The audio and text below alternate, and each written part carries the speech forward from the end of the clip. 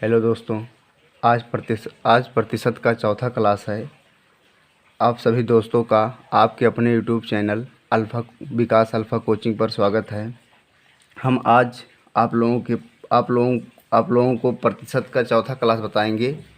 इस क्लास में हम परीक्षा से संबंधित कुछ प्रश्न हल करवाएंगे। परीक्षा से संबंधित कुछ प्रश्न हल करवाएंगे। मतलब आज का जो टॉपिक होगा वो होगा परीक्षा से संबंधी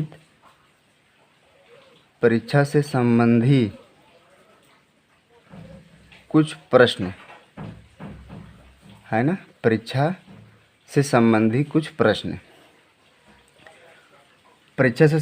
कुछ प्रश्न का मतलब ये है कि जैसे आपसे कहा जाए कि राम को एक परीक्षा में उत्तीर्ण होने के लिए 30% अंक चाहिए। जैसे आपसे कहा जाए कि राम को परीक्षा में उत्तीर्ण होने के लिए 30% अंक चाहिए, है ना। लेकिन उसने 24% अंक प्राप्त किया और वह कुछ अंकों से अनुत्तीर्ण हो गया। तो बताइए कि उसका पूर्णांक कितना था, है ना। उसका पूर्णांक कितना था, उसका न्यूनतम प्राप्तांक कितना था। ठीक है। जैसे आपसे पहला सवाल आपको कह रहा है कि राम को उत्तीर्ण होने के लिए राम को उत्तीर्ण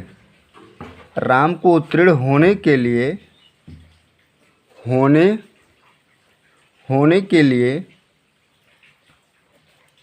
30% अंक चाहिए। 30% अंक चाहिए, लेकिन उसने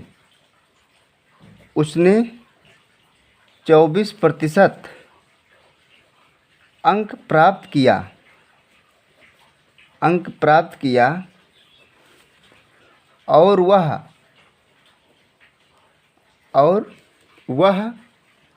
9 अंकों से अनुत्तीर्ण हो गया। 9 अंकों से अनुत्तीर्ण हो गया। तो कह रहा है कि परीक्षा का पूर्णांक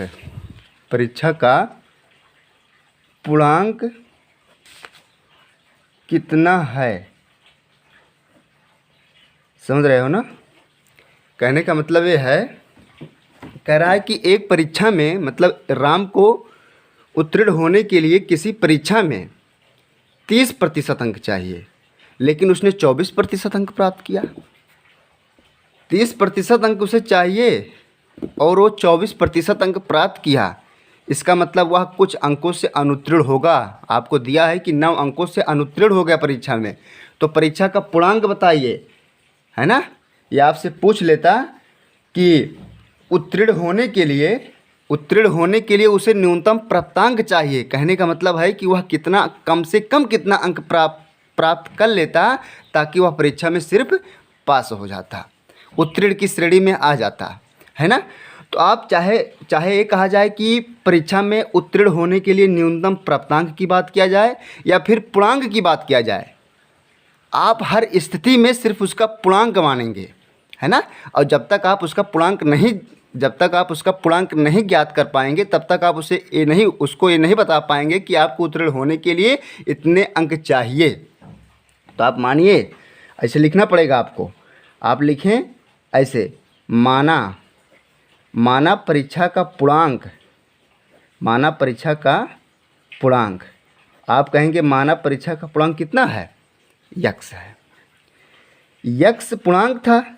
यक्स का 30% अंक उसे प्राप्त करना चाहिए था ताकि वो परीक्षा में पास हो सके, लेकिन वह दुर्भाग्यवश 24% अंक प्राप्त किया। लेकिन बाद में ये पता चला, उसे लोगों ने बताया कि आप भैया 9 अंकों से फेल हो गए हैं।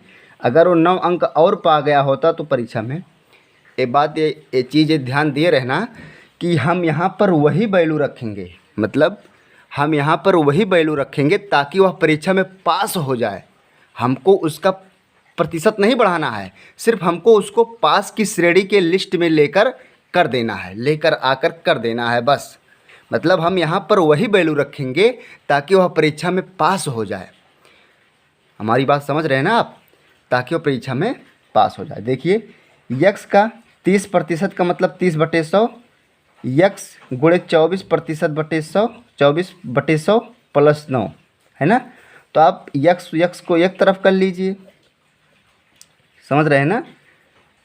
पक्षांतर करेंगे तो माइनस हो जाएगा, यहाँ पर 9 आएगा, घटा लीजिए। देखिए हर बराबर है, अंश जुड़ घट जाएगा, तो कहेंगे 30x माइनस 24x/100 बराबर 9 के। समझ रहे हैं ना। तो आ जाएगा 6x/100 बराबर 9 की, तो x बराबर आ जाएगा 9 गुणे 100/6। 3 दूनी 6, 3 तिरिक्का 9, 2 50। x कितना आ गया, आ जाएगा 150, 150। परीक्षा का पूर्णांक कितना था, 5×3=15 मतलब 150 था। पूर्णांक 150 था, है ना। पूर्णांक कितना था, 150 था। अब तो आप पूर्णांक निकाल ले गए, जो आपसे कह रहा था वो तो आपको पता चल गया, लेकिन आप ये भी बात पता कर सकते हैं कि उसे पास होने के लिए न्यूनतम कितना अंक चाहिए था। तो आप कहते कि पास होने के लिए यही जहाँ यक्स का मान निकला, चाहे इसमें रख दीजिए, यक्स मतलब 150 गुणे 150 गुणे 30/100, समझ रहे हैं ना। आप हो जाता 15×3=45 अंक क्या था, प्राप्त करना था। 45 अंक अगर वो प्राप्त करता तो पास की श्रेणी में आ जाता।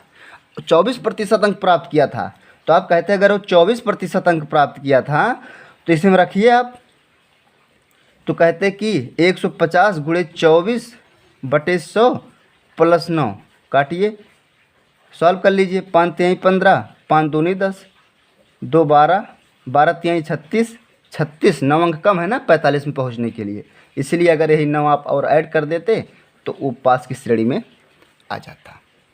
समझ रहे हैं ना कहने का मतलब। पहला सवाल तो क्लियर हो गया होगा, है ना। ऐसे पास और फेल पर आधारित प्रश्न जो है जितना भी वनडे एग्जाम में बनता है, चाहे रेलवे में हो, चाहे यूपीपी में हो, है ना, चाहे SSC-GD में हो, सब क्वेश्चन करवा देंगे यहाँ पर, ठीक है। देखिए दूसरा एक सवाल और कहा है, देखिए दूसरा सवाल कह रहा है, एक परीक्षा में एक छात्र को 30% अंक लिए, कह रहा एक परीक्षा में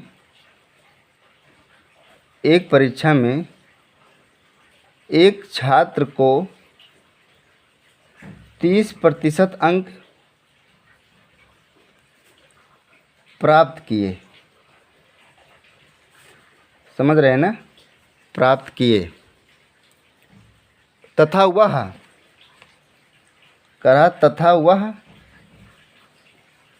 45 अंकों से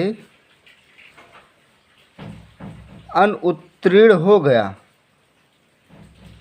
45 अंकों से अनुत्तीर्ण हो गया, करा दूसरे छात्र ने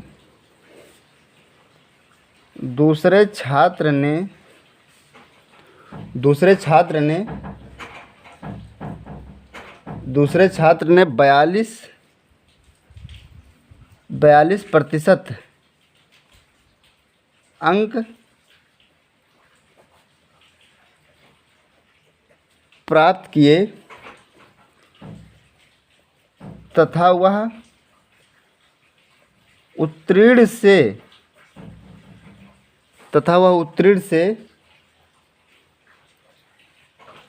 45 अंक अधिक प्राप्त किए, 45 अंक अधिक प्राप्त किए, है ना। करा है कि पूर्णांक तथा न्यूनतम प्राप्तांक ज्ञात कीजिए। न्यूनतम प्राप्तांक ज्ञात करो, है ना।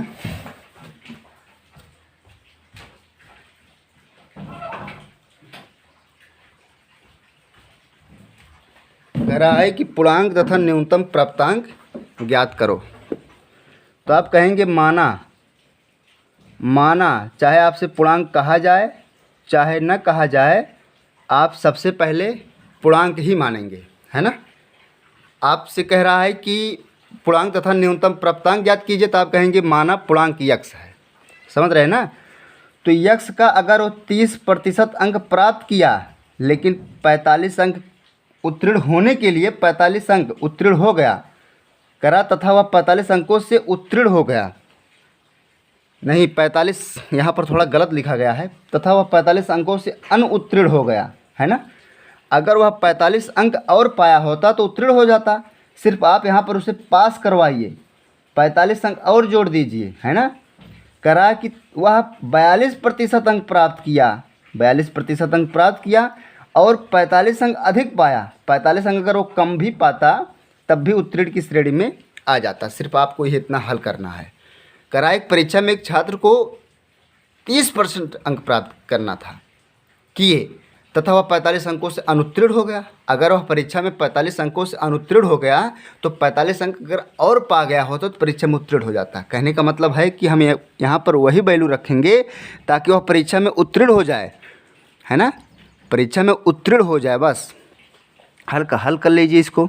आप कहेंगे यक्स गुणे 30% माइनस यक्स गुणे 42% बराबर -90। इसको इधर कर लेंगे तो आ जाएगा यक्स गुणे 30/100 माइनस यक्स गुणे 42/100 बराबर -90 की। तो आ जाएगा -12 यक्स, है ना, घटा देंगे, बटे 100 बराबर -90 के।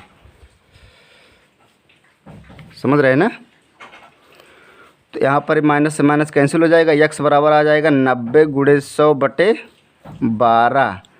3 त्रिक्का 9, 3 चौक 12, 4 से काट दीजिए 25 आ जाएगा। 25 तियाँ 75, 750 अंक उसका पूर्णांक था। समझ रहे हैं ना, 750 अंक पूर्णांक था। अब अगर 750 अंक पूर्णांक था, करा न्यूनतम प्राप्तांक, तो आप लिखिए ऐसे कि न्यूनतम प्राप्तांक।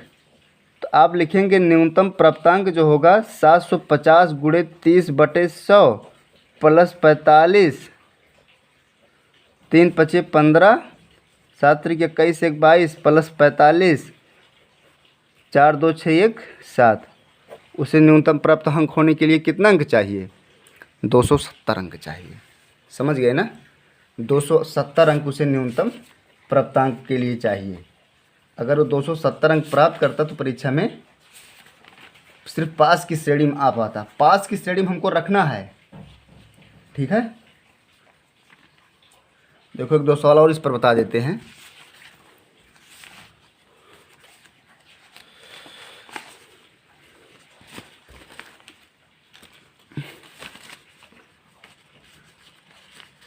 देखो तीसरा सवाल,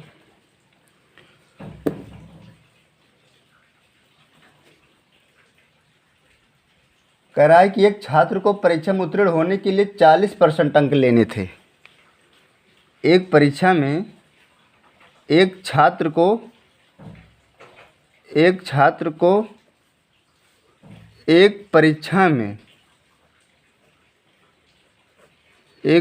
में उत्तीर्ण होने के लिए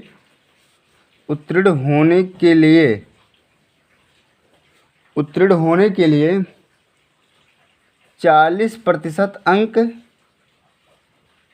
लेने थे, है ना, 40% अंक लेने थे। उसने 178 अंक प्राप्त किया। उसने 178 अंक प्राप्त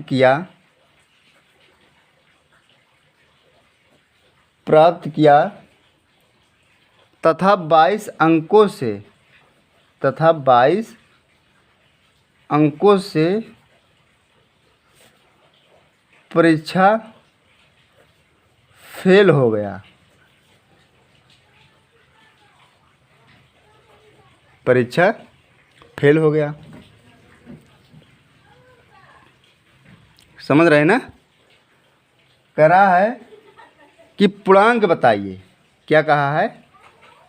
पूर्णांक बताइए, आपसे कह रहा है कि पूर्णांक बताइए, तो आप कहेंगे कि माना पूर्णांक जो हमारा है पूर्णांक, आप कहेंगे माना पूर्णांक यक्स है। क्या है? यक्स है ना। यक्स का अगर वो 40% अंक प्राप्त करता, मतलब यक्स का 40% अंक उसे प्राप्त करना था। यक्स का 40% अंक, पूर्णांक का 40% अंक हर, मतलब उसको प्राप्त करना था, लेकिन बाद में पता चला कि वो 178 अंक प्राप्त किया है। 178 अंक प्राप्त किया है, तो उसे कुछ लोग बताने लगे कि अगर आप 22 अंक और पा गए होते तो परीक्षा पास हो जाते, मतलब आप 22 अंक कम प्राप्त किए हैं, इसलिए आप परीक्षा फेल हो गए हैं। इसलिए अगर वो आपको 22 अंक और जोड़ दिया जाता है तो परीक्षा की पास की श्रेणी में आएंगे। यहाँ पर हम वही बार बार कह रहे हैं कि यहाँ पर हम वही वैल्यू रखेंगे ताकि वो परीक्षा पास हो जाए।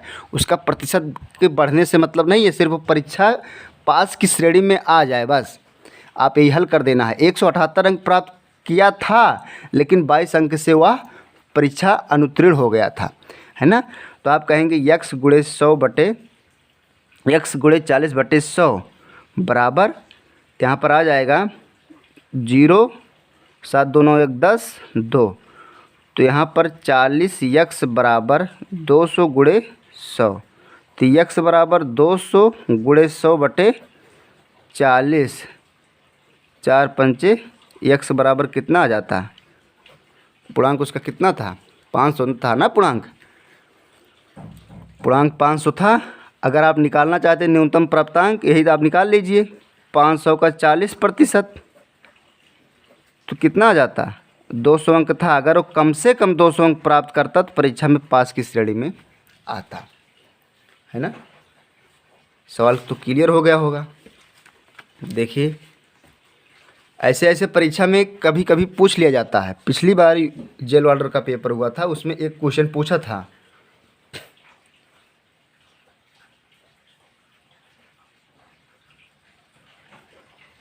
देखो कह रहा है, अब इससे थोड़ा ऊपर बताते हैं हम।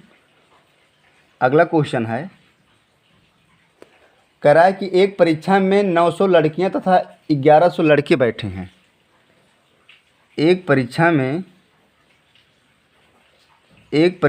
900 लड़के तथा 1100 लड़कियां बैठी हैं। 1100 लड़कियां बैठी हैं, है ना। 900 लड़के तथा 1100 लड़कियां बैठी हैं। कह रहा है कि इनमें से 40% लड़कियां तथा 50% लड़के उत्तीर्ण हुए। इसमें से 40% लड़कियां तथा 50% लड़के उत्तीर्ण हुए,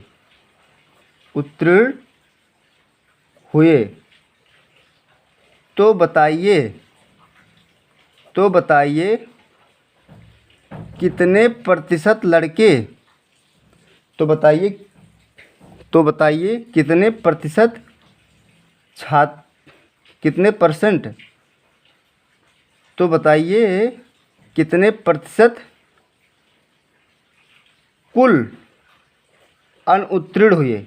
कुल का मतलब है कि लड़के व लड़कियां अनुत्तीर्ण हुए। देखो क्या कह रहा है। कह रहा है कि एक परीक्षा में 900 लड़के और 1100 लड़कियां बैठी हैं। इनमें से 40% लड़कियां तथा 50% लड़के उत्तीर्ण हुए, है ना। 40% लड़कियां और 50% लड़के उत्तीर्ण हुए, तो बताइए कि कुल कितने छात्रों, तो बताइए कि कुल उत्तीर्ण हुए, तो बताइए कितने परसेंट कुल अनुत्तीर्ण हुए। समझ रहे हैं ना, मतलब कुल का मतलब है कि लड़के व लड़कियां। तो आप कहेंगे कि अगर लड़के जो हैं वो 900 लड़के हैं और 900 लड़कों में से अगर हमको क्या निकालना है, अनुत्तीर्ण निकालना है। तो यही डायरेक्टली आप अनुत्तीर्ण निकालते हुए चलिए। पहले ये देख लीजिए कि कुल कितने लड़के अनुत्तीर्ण हो रहे हैं। तो आप कहेंगे कि अगर 40% लड़कियां और 50% लड़के, अगर 50% लड़के उत्तीर्ण हुए, इसका मतलब 50% लड़के क्या हुए, अनुत्तीर्ण भी हुए। तो आप कहेंगे 9 पचे 45, 450। और लड़कियां कितनी थी अनुत्तीर्ण की श्रेणी में, तो लड़कियां टोटल 900 लड़के थे, हाँ 1100 लड़कियां थीं। तो आप कहेंगे लड़कियां जो थीं अनुत्तीर्ण की श्रेणी में, लड़कियां जो थीं वो 1100 लड़कियां थीं, है ना। तो आप 1100 का 60% निकाल लीजिए। चूँकि 40% लड़कियां क्या थीं, उत्तीर्ण थीं, इसका मतलब 60% लड़कियां अनुत्तीर्ण थीं। 100 में से कम कर लेंगे, है ना। आधार क्या मानेंगे, 100। इसको आप हल करिए। 11 छक्का 66 कितना हो जाएगा, 660। दोनों को ऐड कर लीजिए। कुल ये बताइए कि 450 और 660, 0 6 5 11, 6 4 10 1 11। समझ रहे हैं ना। 9 पचे 45 सही है। 11 छक्का 66 जोड़ लेंगे, 6 5 11, 6 4 10 1 11। तो आप कहेंगे, आपको यही कहना है। अब पहले आप टोटल ये जोड़ लीजिए कि 900 और 1100 कितना होगा। तो आप कहेंगे 900 और 1100 2000 होगा। तो आप कहेंगे कि 1110 2000 का कितना प्रतिशत है। आपको ये स्टेप कहना है कि 1110 2000 का कितना प्रतिशत है। और जिसके बाद का शब्द लगा रहता था उसको हम लोग कहाँ कर देते थे, नीचे, है ना। काट दीजिए। 2 पंचे 10, 1 11, 2 पंचे 10, तो कितना आ जाएगा, 55.5%। समझ रहे हैं ना। यही आपका क्या हो जाएगा, उत्तर। ठीक है, कोई दिक्कत नहीं होगा। कभी कभी यही सवाल जो होता है वही अनुपात में दे देता है। जिसे कहता है कि एक परीक्षा में 2:3 के अनुपात में लड़के थे, इस तरीके से कह देता है। ठीक है। अब इसके अगले वाले वीडियो में हम कुछ मतलब आय व्यय और बचत से संबंधित प्रश्न करवाएंगे इसके अगले वाले वीडियो में। ठीक है। और इसका आप लोग नोट्स बना लेना। ठीक है।